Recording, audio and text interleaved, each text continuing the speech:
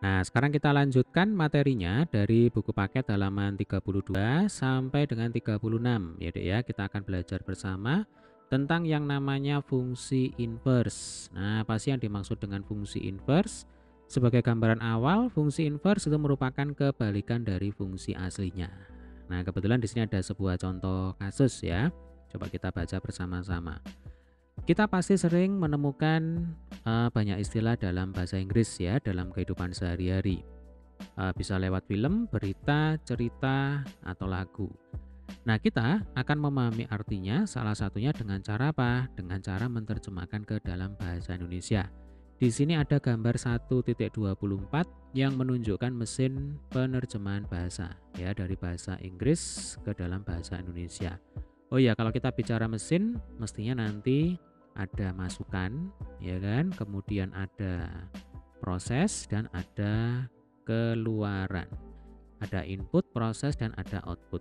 Di sini contohnya masukannya adalah mathematics, ini bahasa Inggris ya. Kemudian setelah masuk ke dalam mesin penerjemah, keluarannya adalah matematika.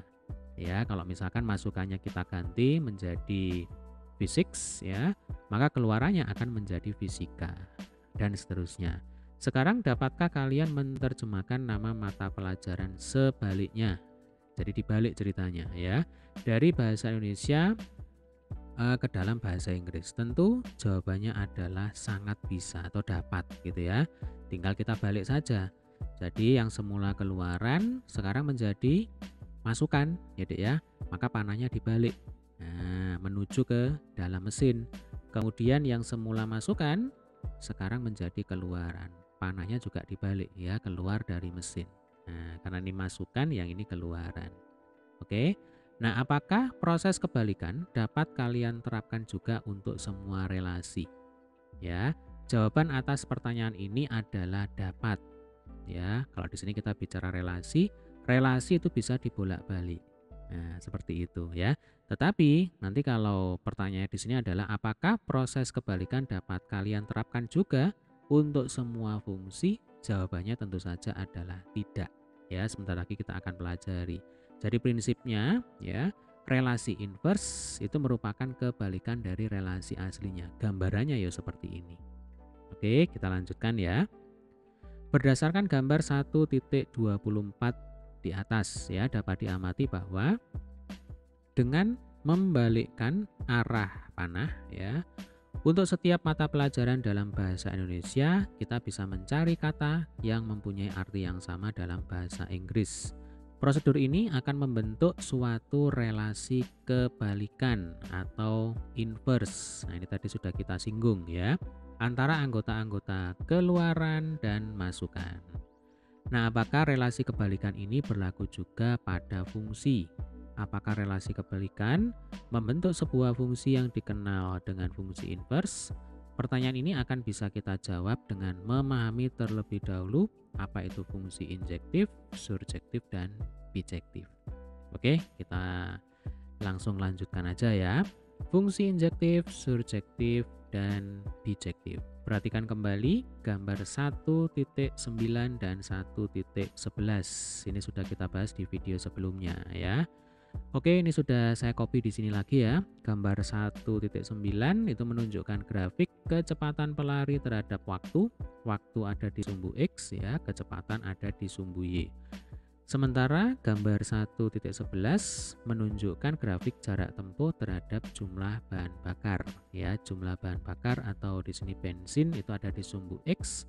Kemudian jarak tempuh ini ada di sumbu Y. Atau kalau di sini kita berbicara tentang relasi dan fungsi tentu saja ya Dek ya. Domain itu selalu ada di sumbu X. Nah, ini domain. Ini juga domain ya. Nah, kalau kodomain itu pasti ada di sumbu Y. Domain itu adalah daerah asal ya. Kalau kodomain itu adalah daerah kawan. Nah, kurvanya seperti ini. Oke, kita kembali dulu ke sini ya. Pada grafik 1.9, ketika waktu sama dengan 6 detik dan 7 detik ya, pelari memiliki kecepatan yang sama, yaitu 12 meter per detik. Oke, coba kita cek ya. Ketika waktunya 6 detik Nah, ini tarik garis ke atas, kemudian ke samping. Ini kecepatannya 12 meter per sekon. Ketika 7 detik, ini juga kecepatannya 12 meter per sekon. Ya, artinya apa? Artinya ada lebih dari satu elemen pada domain yang terhubung dengan satu elemen pada kodomain yang sama. 6 terhubung dengan 12, 7 juga terhubung dengan 12. Atau sebenarnya 5, 6, 7, 8 ya, ini terhubung dengan 12. Nah, ini mungkin supaya jelas langsung aja ini kita buat garis seperti ini ya. Nah, jadi poin pentingnya adalah ada lebih dari satu elemen pada domain yang terhubung dengan satu elemen pada kodomain yang sama. 5, 6, 7, 8 terhubung dengan 12 ya. Oke, kita kembali dulu ke sini. Sementara pada grafik 1.11 terlihat bahwa jumlah bahan bakar berbeda menghasilkan jarak tempuh berbeda. Ya, berarti berbeda ini karakter dengan grafik yang ditunjukkan oleh gambar 1.9. Kalau pada gambar 1.11 untuk jumlah bensin yang berbeda ini selalu terhubung dengan nilai yang berbeda pada kodomain ya. Artinya jumlah bensin yang berbeda ini terhubung dengan jarak tempuh yang juga berbeda. Nah, seperti ini ya. Bisa membayangkan ya. Jadi poin pentingnya adalah dari paragraf yang barusan kita baca menunjukkan bahwa antara grafik 1.9 dan 1.11 itu berbeda sifat, berbeda karakter. Oke, kita lanjutkan dulu. Gambar 1.25 di bawah ini menunjukkan jenis relasi yang berbeda ya. Menurut kalian, relasi mana pada gambar 1.25 yang menunjukkan grafik 1.9 dan grafik 1.11? Coba kita cek ya. Gambar 1.25 menunjukkan fungsi injektif, surjektif, dan fungsi bijektif. Nah, ini berdasarkan jenis relasinya, fungsi dibagi menjadi 3 jenis: injektif, surjektif, dan bijektif. Coba kita amati ciri-ciri fungsi injektif, bijektif, dan surjektif. Yang pertama, fungsi injektif dulu ya. Di sini terdapat relasi 1-1. Ya, A terhubung dengan 4 ya kan, B terhubung dengan 2 dan seterusnya ya. Itu adalah ciri yang pertama. Ciri yang kedua, dimungkinkan ada satu elemen atau lebih ya, boleh satu elemen atau lebih, boleh 2, boleh 3 elemen pada kodomain ya, yang tidak memiliki pasangan, yang tidak berelasi dengan satu elemen pun pada domain. Itu adalah ciri dari fungsi injektif ya. Sementara kalau kita bicara fungsi bijektif, ini mirip seperti fungsi injektif. Hanya saja kalau pada fungsi bijektif ya, tidak boleh ada satu elemen pun pada kodomain yang tidak berpasangan dengan elemen pada domain. Ya, kalau sifat hubungannya ini 1-1. Jadi A berpasangan dengan 4 saja, B berpasangan dengan 2 saja, C berpasangan dengan 1 saja, dan seterusnya ya. Jadi injektif dan bijektif ini mirip. Bedanya adalah kalau pada fungsi bijektif tidak boleh ada satu elemen pun pada kodomain yang tidak berpasangan. Nah, bagaimana dengan fungsi surjektif?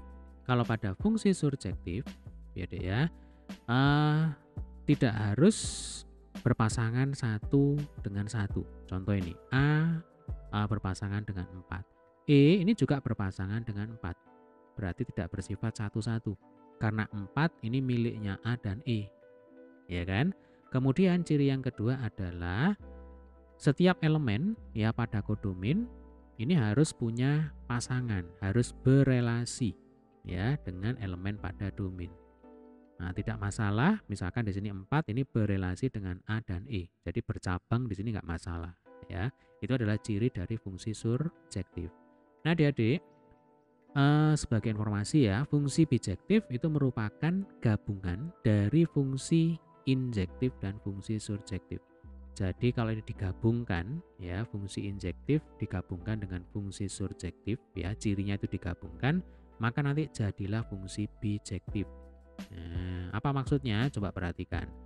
Kalau fungsi injektif itu harus berelasi 1-1. Ya, di sini fungsi bijektif juga berelasi satu-satu. Sementara kalau pada fungsi surjektif ya, tidak boleh ada satu elemen pun pada kodomain yang tidak berpasangan dengan elemen pada domain.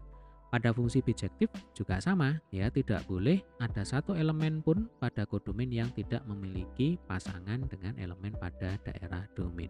Sehingga ya fungsi bijektif itu merupakan gabungan antara fungsi injektif dengan fungsi surjektif. Ya, ini penting, jangan sampai dilupakan. Oke. Baik, sekarang kita kembali ke pertanyaan. Grafik 1.9. Kira-kira yang cocok itu diagram panah yang mana? Jadi misalkan ini adalah diagram panah yang pertama ya, kita pakai warna merah. Ini kedua, kemudian ini ketiga. Nah, kira-kira grafik 1.9 itu yang paling cocok ya digambarkan dengan diagram panah yang mana? Jawabannya adalah diagram panah yang kedua. Nah, ini grafik 1.9 ya. Karena pada grafik 1.9 ya ada satu elemen pada kodomain ya yang terhubung dengan lebih dari satu elemen pada domain. Nah, ini sesuai dengan diagram panah yang kedua ya. 4 ini kan elemen pada kodomain terhubung dengan A dan E. Berarti ada satu elemen pada kodomain yang terhubung dengan lebih dari satu elemen pada domain. Ya, berarti grafik 1.9 itu adalah salah satu contoh grafik yang menggambarkan fungsi yang bersifat surjektif. Sementara kalau pada grafik 1.11 itu yang paling cocok adalah digambarkan dengan diagram panah yang ketiga. Nah, ini grafik 1.11 karena pada grafik 1.11 ini terdapat hubungan satu-satu, ya kan? Satu elemen pada domain terhubung dengan satu elemen pada kodomain. Oh ya, satu lagi, fungsi bijektif itu disebut juga sebagai fungsi korespondensi satu-satu. Ya, korespondensi satu-satu. Itu adalah kata lain dari fungsi bijektif. Sehingga grafik 1.11 itu merupakan salah satu contoh grafik bagi fungsi yang bersifat bijektif. Ya, paham ya, Dek ya? Silakan jika ada kesulitan, ada konsep yang belum dipahami, boleh tulis di kolom komentar. Oke, kita lanjutkan dulu. Ayo berkomunikasi, jelaskan pengertian fungsi injektif, surjektif, dan bijektif dengan kata-katamu sendiri. Oke. Yang paling gampang untuk menjawab pertanyaan ini adalah berdasarkan diagram panah.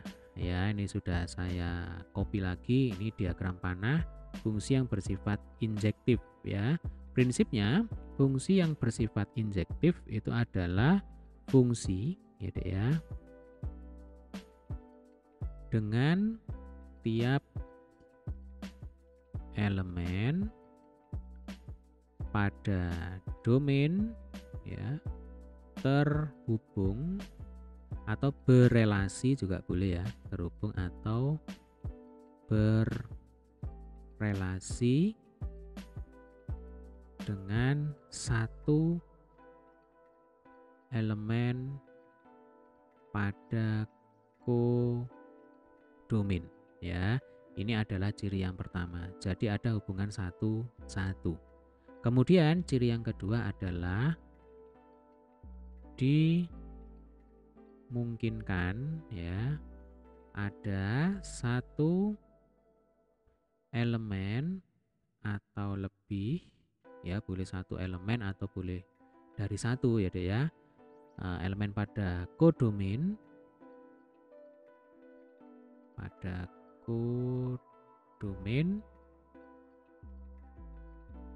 yang tidak terhubung dengan domain. Nah, ini adalah ciri penting dari fungsi yang bersifat bijektif. Ciri yang pertama adalah tiap elemen pada domain terhubung atau berelasi dengan satu elemen pada kodomain. Lalu ciri yang kedua, dimungkinkan ada satu elemen atau lebih pada kodomain yang tidak terhubung dengan domain. Contohnya ini 5 tidak terhubung dengan satu elemen pun pada domain. Oke, sekarang kita lanjutkan dengan fungsi surjektif ya. Jadi prinsipnya kalau pada fungsi surjektif ya, yang kita amati adalah elemen pada kodomain. Jadi fungsi dengan tiap elemen pada kodomain ya terhubung dengan elemen pada domain. Tidak boleh ada sisa. Nah, ini saya beri keterangan ya, tidak boleh ada sisa. Artinya tidak boleh ada satu elemen pun ya pada kodomain yang tidak memiliki pasangan, tidak berelasi dengan domain. Nah, ini adalah ciri yang pertama. Kemudian ciri yang kedua, dimungkinkan ya terdapat elemen pada kodomain ya, perhatikan ini pada kodomain berarti yang di sisi kanan terhubung dengan lebih dari satu elemen pada domain.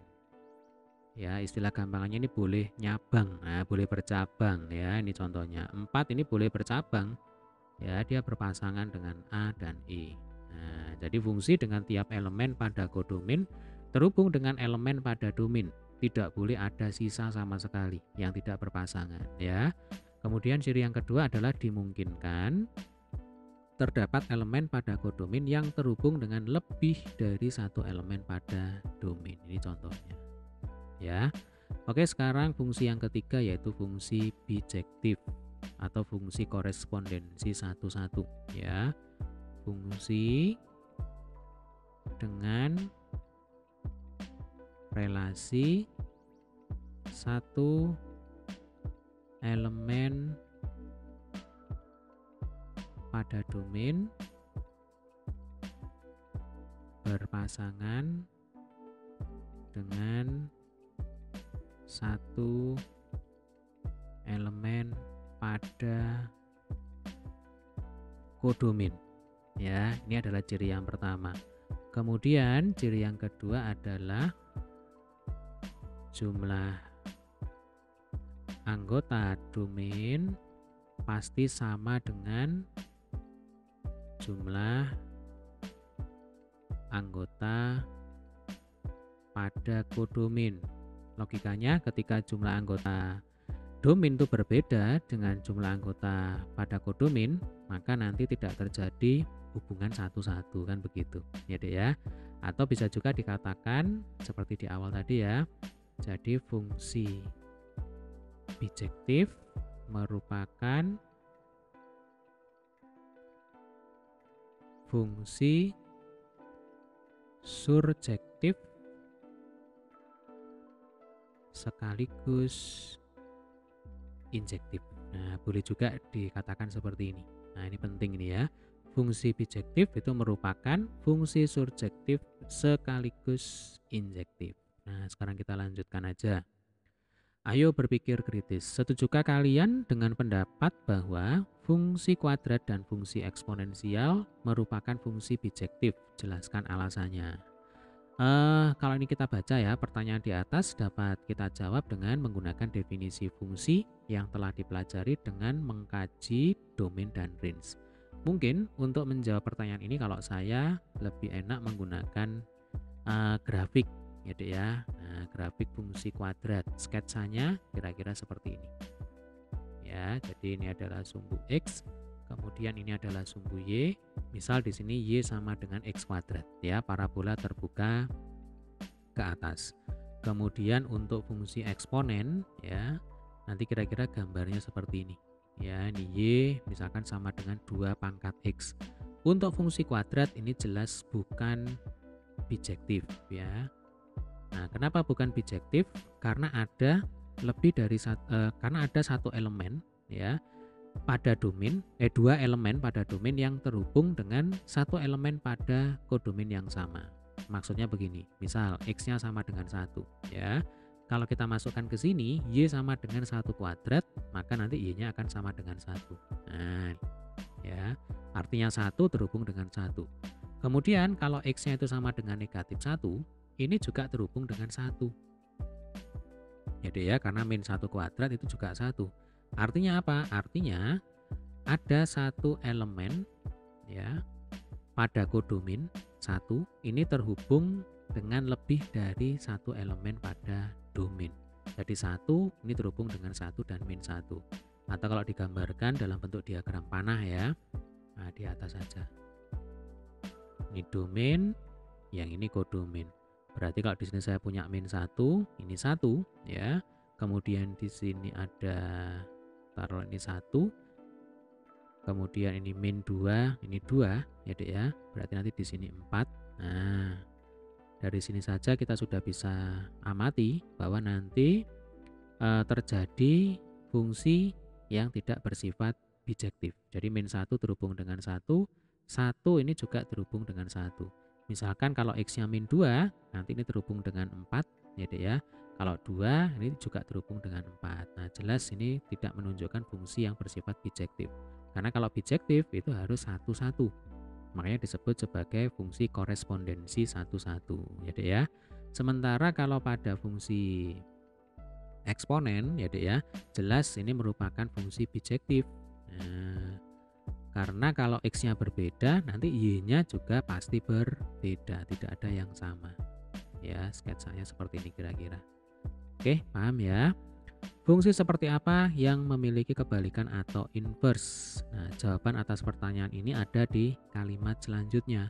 Secara umum, tidak semua fungsi memiliki fungsi inverse. Ini penting ya. Jadi tidak semua fungsi itu memiliki fungsi inverse. Hanya fungsi bijektif lah, injektif dan surjektif. Ini sudah kita bahas ya. Jadi fungsi bijektif itu adalah fungsi yang sekaligus injektif dan surjektif. Nah, maksudnya begitu. Jadi kita ulang ya. Hanya fungsi bijektif yang memiliki inverse. Jadi maksudnya bukan fungsi injektif itu memiliki inverse, kemudian fungsi surjektif itu memiliki inverse. Bukan seperti itu. Maksudnya adalah hanya fungsi bijektif saja yang memiliki inverse. Lah fungsi bijektif itu adalah fungsi yang memiliki sifat injektif sekaligus surjektif. Nah, ini hati-hati ya. Oke, sekarang kita lanjutkan. Ayo berkomunikasi. Mengapa hanya fungsi bijektif saja yang dapat memiliki inverse? Pikirkan dengan teman-temanmu. Oke, coba kita baca lanjutannya ya. Sebuah fungsi bisa dibuat bijektif dengan cara memodifikasi range-nya. Range itu adalah daerah hasil. Sebelum kalian berdiskusi tentang ini lebih jauh, coba jawab pertanyaan berikut ini. Bagaimana hubungan antara domain dan range dari fungsi asli dan fungsi inverse-nya jika ada? Nah, di sini kita sudah punya 3 fungsi ya, ada fungsi injektif, surjektif, dan bijektif. Nah, ini. Jadi ingat, kalau fungsi injektif ya, ini dia tidak memiliki fungsi inverse. Jadi kalau fungsi inverse itu kan dibalik. Nah, coba ini kalau kita balik seperti ini. Nah, pertanyaannya adalah apakah fungsi kebalikan ini adalah sebuah fungsi? Ya, apakah relasi kebalikan ini adalah sebuah fungsi? Jelas jawabannya adalah tidak. Nah, kenapa? Kita harus ingat definisi dari sebuah fungsi, ya. Prinsipnya tidak semua relasi itu adalah fungsi. Ketika ada satu elemen pada domain, ya, ini kan domain. Ini kita balik sekarang ceritanya, ya. Jadi ada satu elemen pada domain yang tidak memiliki peta, tidak memiliki pasangan pada daerah kodomain, maka relasi ini bukan merupakan fungsi. Dengan kata lain, fungsi injektif tidak memiliki inverse. Ya, paham ya? Sekarang bagaimana dengan fungsi surjektif? Coba kalau fungsi surjektif ini kita inverse, berarti kan dibalik panahnya seperti ini. Ya, Dek ya. Apakah relasi kebalikan ini merupakan fungsi? Jawabannya adalah tidak. Coba kenapa? Nah, karena di sini ada satu elemen pada domain, ya. Ingat, kalau kita bicara inverse berarti ini dibalik. Yang semula kodomain jadi domain, yang semula domain jadi kodomain. Nah, Jadi di sini karena ada satu elemen pada domain ya yang terhubung dengan lebih dari satu elemen pada kodomain.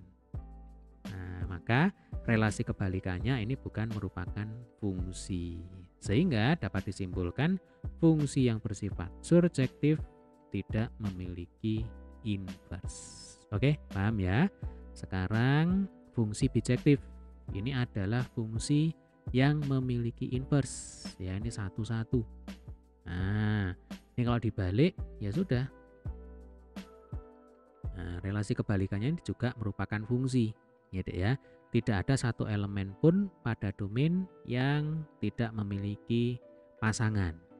Nah, itu adalah ciri dari fungsi. Kemudian tidak ada satu elemen pun pada domain yang berpasangan dengan lebih dari satu elemen pada kodomain. Sehingga dapat disimpulkan fungsi bijektif itu memiliki fungsi inverse ya. Pasti bisa dicari inverse-nya. Nah, seperti ini ya, paham ya? Oke, sekarang kita lanjutkan eksplorasi 1.6. Kita akan menyelidiki fungsi yang merupakan kebalikan dari suatu fungsi dengan memecahkan dua masalah di bawah ini ya. Masalah pertama, perhatikanlah tabel harga baju kaos di bawah ini. Jumlah baju kaos sebagai masukan, harga baju kaos sebagai keluaran. Satu kaos harganya Rp55.000. Berarti kalau 3 kaos, 3 kali Rp55.000 hasilnya adalah Rp165.000 ya.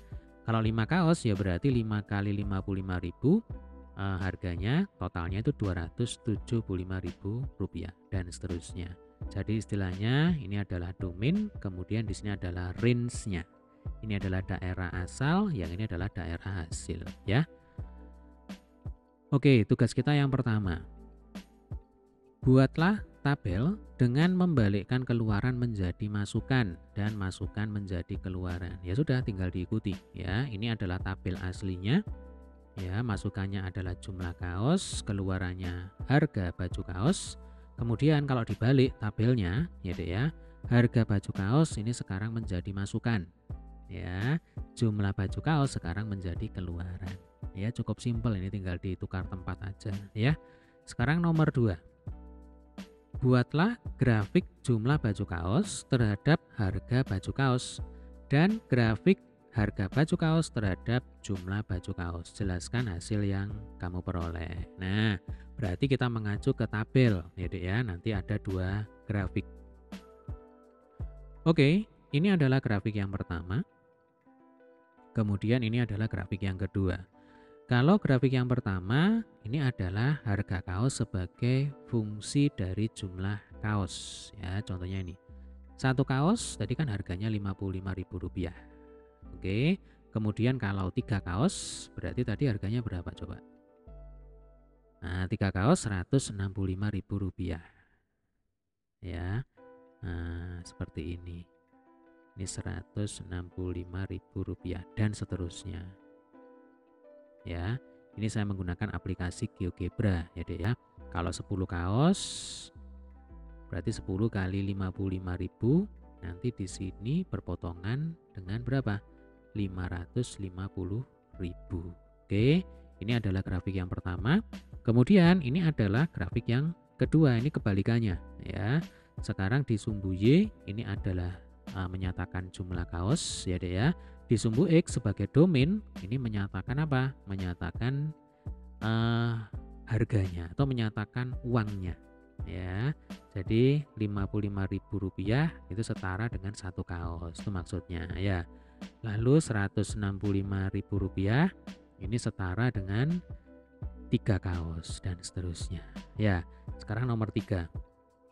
Tentukan domain dan range ya dari kedua grafik yang dihasilkan di nomor 2. Ya gampang ya Dek ya. Untuk grafik yang pertama ya, grafik yang pertama. Berarti domainnya adalah kita bisa baca lagi tabelnya ya. Jadi kalau di tabel kan tadi 1 kaos ya kan, terus 3 kaos, lalu 5 kaos dan yang terakhir 10 kaos. Untuk range-nya berarti di sini kita bicara harga ya kan? Satu kaos tuh 55.000. Kalau 3 kaos tadi berapa? 55 kali 3 itu 165.000, ya kan? Nah, coba kita cek lagi di sini ya. Nah, ini 5 kaos berarti 275.000, ya Dek ya. Ini 275.000. Kalau 10 kaos ya 550.000. Nah, ini domain, ini range ya. Untuk grafik yang pertama. Untuk grafik yang kedua ini tinggal dibalik ya. Yang semula range ini menjadi domain. Nah, jadi domainnya sama dengan range dari fungsi aslinya. Jadi kalau ini D1, ini R1, maka nanti ini D2 itu sama dengan R1.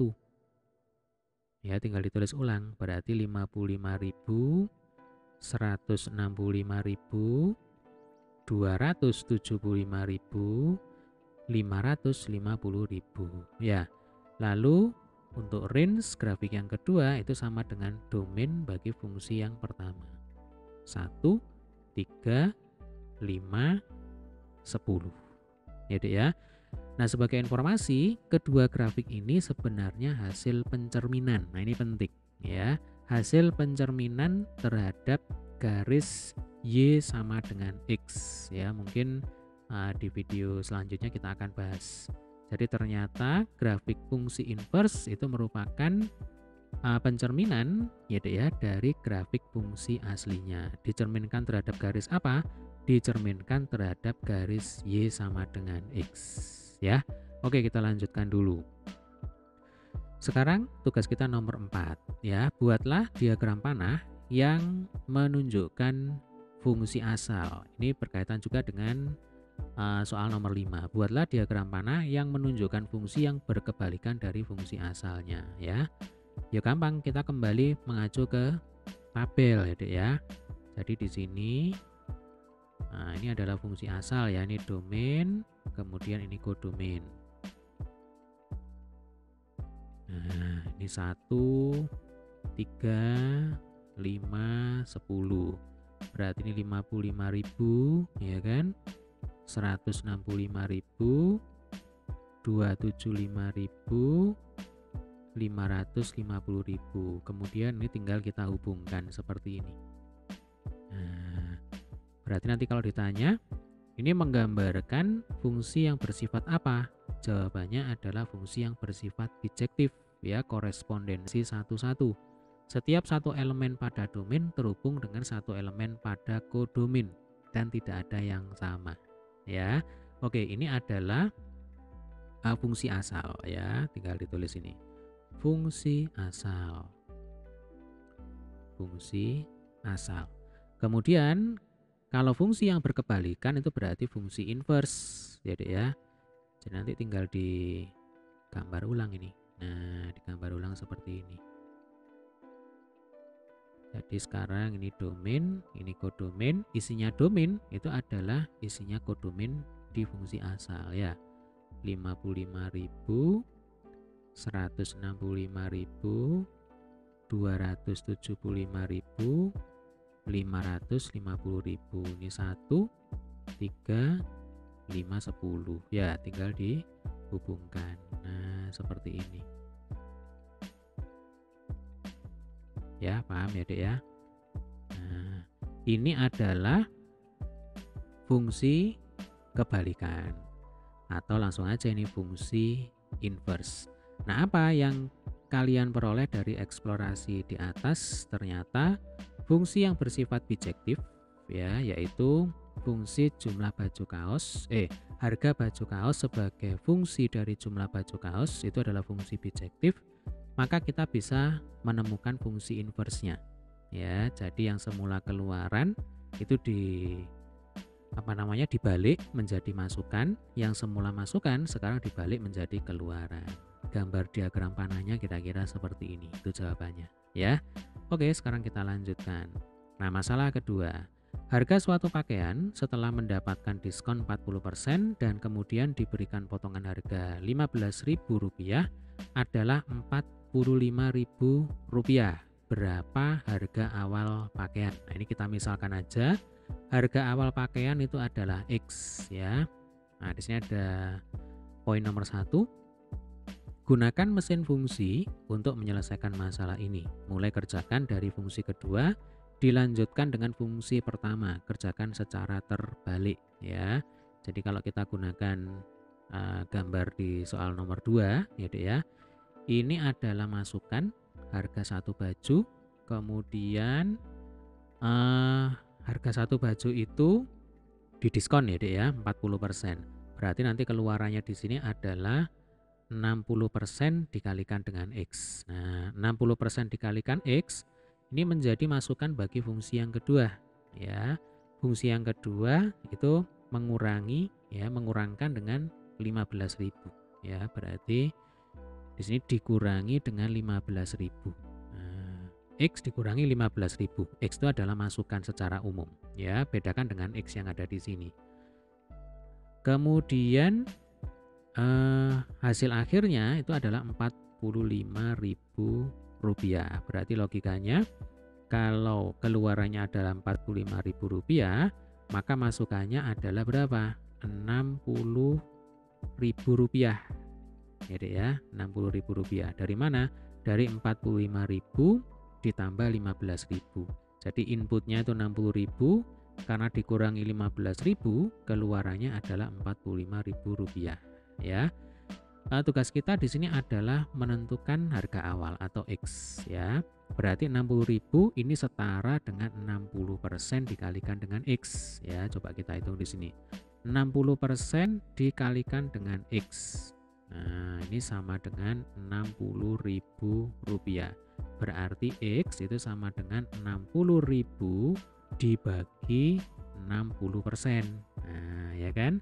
Kalau 60.000 dibagi 60%, 60% sendiri itu kan berapa? 6/10 ya, atau 60/100 itu 6/10. Berarti di sini 60.000 dibagi 6 kali 10 ya kan, 6/10 berarti nanti dibalik ya kan, jadinya di sini 10/6. Nah seperti itu ya, 6-nya dicoret, maka 10 dikalikan dengan 10.000, hasilnya adalah 100.000. Nah ini sudah ketemu ya, berarti harga awal pakaian itu adalah Rp100.000. Kita menggunakan bantuan analogi di sini sebagai mesin ya, mesin fungsi. Ini juga sudah sering kita bahas di video-video sebelumnya. Jadi kalau yang atas ini adalah fungsi aslinya, yang di bawah ini adalah fungsi inverse-nya, kebalikannya ya. Kelihatan di sini dari panahnya. Oke, langsung aja kita ke poin nomor 3. Jika harga awal pakaian adalah X dan hasil akhirnya adalah Y, maka buatlah fungsi kebalikannya, yaitu X adalah fungsi dari Y ya. Tinggal kita ikuti. Jadi coba ini kalau kita lanjutkan dulu. Nah, berarti kita kerjakan di sini aja ya. Harga awal adalah X ya, harga awal adalah X. Berarti nanti setelah masuk ke mesin fungsi yang pertama gitu ya, hasilnya itu adalah 0,6X. Dari mana 0,6? Dari 60% kali X yang ini tadi. Nah ini 60% dikalikan dengan X. Oke. Nah 60% dikalikan dengan X itu kan sama dengan 0,6X. Kemudian masuklah ke mesin fungsi yang kedua ya Dek ya, yang mana ini dikurangi lagi dengan 15.000. Berarti di sini 0,6X dikurangi 15.000 jadilah harga akhir atau Y ya. Nah di sini perintahnya adalah jika harga awal pakaian X hasil akhirnya adalah Y, maka buatlah fungsi kebalikannya, yaitu X adalah fungsi dari Y. Berarti di sini kan Y sama dengan, ya ini kalau dibalik kan Y sama dengan 0,6X dikurangi 15.000. Nah maksud dari tugas kita yang nomor 3 itu adalah kita ubah sekarang persamaannya menjadi X sama dengan. Nah X sama dengan berapa ya? Kalau ini fungsi aslinya Y sama dengan sekian. Nah sekarang kebalikannya X itu sama dengan berapa? Berarti caranya minus 15.000 ini ada pindah ke kiri ya, atau ini saya beri tanda dulu supaya jelas ya. Jadi ini adalah fungsi awal atau fungsi aslinya ya. Sekarang kita akan balik Nah, kita akan balik. Caranya berarti kita cari bentuk X sama dengan, ya Dek ya. Kita lanjutkan di atas ini ya. Jadi Y ditambah 15.000 ya. Minus 15.000 pindah ke kiri kan jadinya plus ya. Jadi Y ditambah 15.000 ini sama dengan 0,6X ya. Sekalian kita balik. 0,6X sama dengan Y plus 15.000. Sehingga X sama dengan Y plus 15.000 dibagi 0,6. Atau kalau 0,6 itu kita jadikan pecahan, berarti kan 6/10. Ya Dek ya. Sesuatu dibagi 6/10 berarti sama dengan sesuatu kali 10/6. Ya kan dibalik. Ya, berarti ini 10 kali dalam kurung Y plus 15.000 dibagi dengan 6. Nah, kemudian ini boleh disederhanakan ya. Atas bawah kita bagi dengan 2. Berarti atasnya ini adalah 5, bawahnya adalah 3. Nah, sehingga nanti hasil akhirnya adalah X itu sama dengan 5/3 ya Dek ya, kali dalam kurung Y ditambah 15.000. Nah, ini jawabannya ya. Jadi sebenarnya ini adalah cara untuk menentukan fungsi inverse bagi sebuah fungsi. Ya, ini fungsi aslinya. Kemudian ini adalah cara untuk menentukan fungsi inversenya. Ya, paham ya? Oke, sekarang kita lanjutkan. Fungsi yang berkebalikan operasinya dari fungsi asalnya disebut sebagai fungsi inverse. Fungsi ini memetakan anggota yang ada di range fungsi asal ke anggota yang ada di domain fungsi asal. Jadi dibalik ya. Fungsi inverse dituliskan sebagai f ya, di sini pangkat -1. Tetapi ini sebenarnya bukan pangkat ya Dek ya. Nah, ini dari kalimat berikutnya. Kalian perhatikan bahwa -1 di sini bukan merupakan suatu pangkat ya. Jadi f -1 itu tidak kita baca f pangkat -1, melainkan kita baca f inverse ya. Nah, dari definisi fungsi inverse yang baru dijelaskan sebelumnya, hubungan antara domain dan range dari fungsi asal dan fungsi inverse dapat dipahami melalui diagram panah berikut ya. Jadi fungsi aslinya itu berarti menghubungkan antara X dengan Y. Ini panahnya ke kanan, itu fungsi aslinya ya. Sementara fungsi inverse-nya itu dibalik ya, menghubungkan antara range ke domain. Jadi sekarang yang menjadi domain itu adalah range ya. Kemudian yang menjadi range itu adalah domain. Nah, domain dari fungsi asalnya, fungsi aslinya. Sehingga dari sini dapat kita pahami bahwa fungsi yang bersifat bijektiflah yang memiliki fungsi inverse. Selain fungsi bijektif, otomatis tidak memiliki fungsi inverse. Ya, karena relasi kebalikannya itu bukan merupakan fungsi. Kira-kira seperti itu cara berpikirnya. Ya, Dek ya. Coba kita lanjutkan dulu.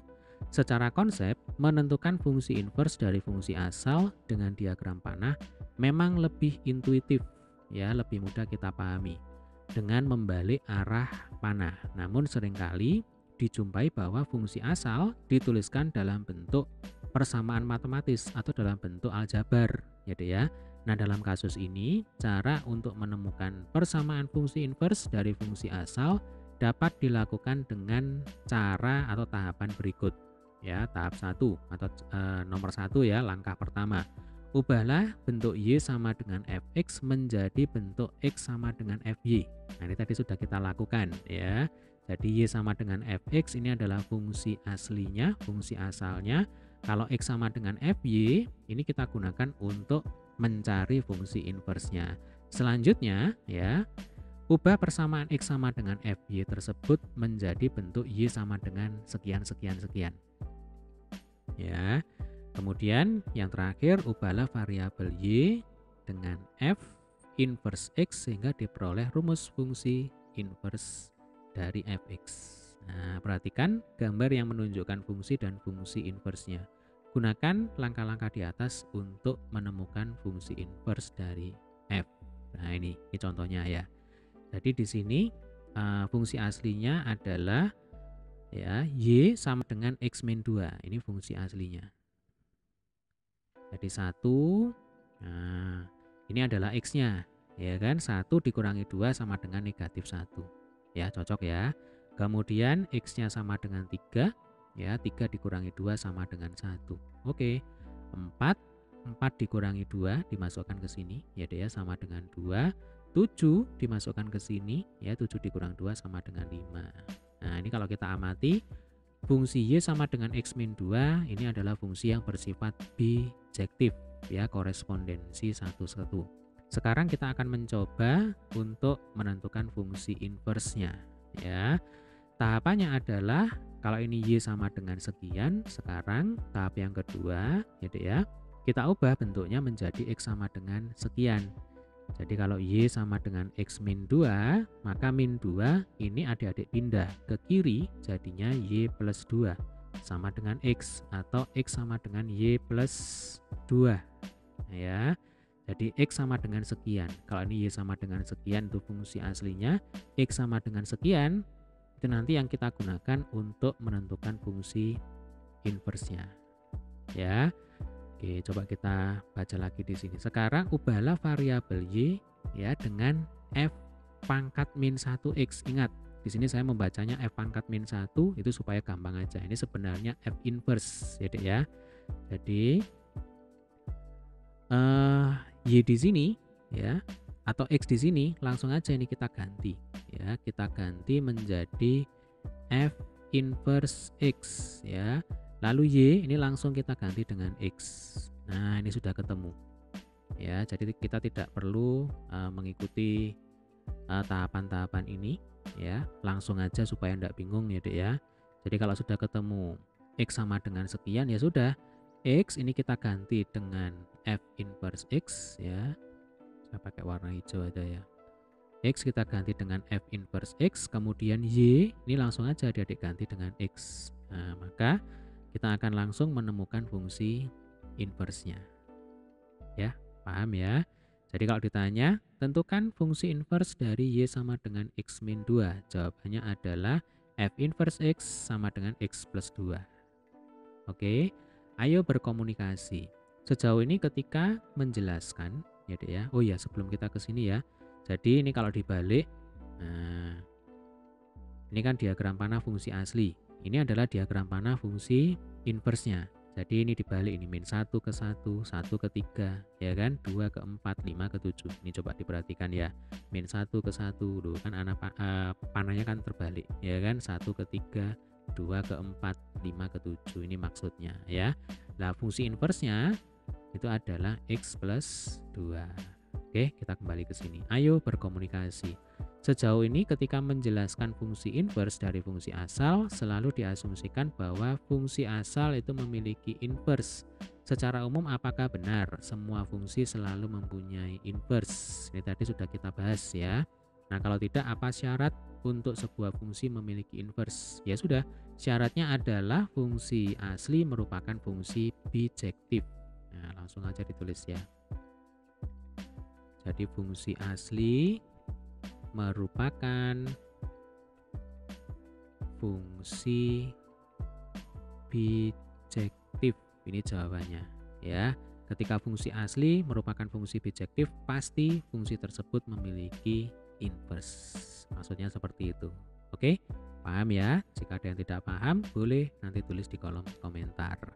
Nah, di video berikutnya, ya, ini supaya tidak terlalu panjang juga, kita akan lanjutkan dengan eksplorasi 1.7. Ini masih berkaitan dengan pemahaman terkait dengan konsep fungsi inverse, ya. Sekali lagi, jika ada pertanyaan, silakan boleh untuk tulis di kolom komentar.